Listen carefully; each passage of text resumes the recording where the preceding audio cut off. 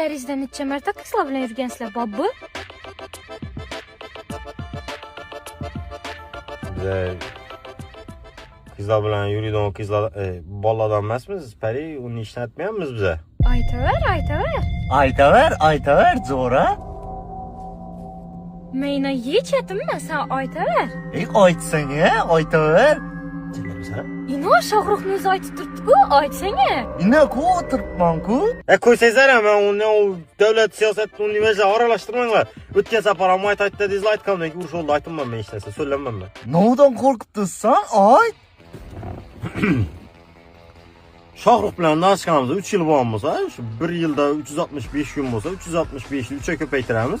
Bir de şu 1000 yarım kız bilen aylanıp, başlanıp, sevişip, görüyoruz.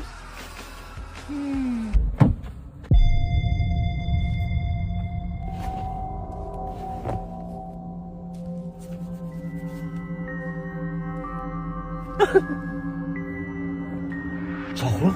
Men. Bu kimese? Bu suni intellekt edi. Hamma gapni aytdim dema lekin.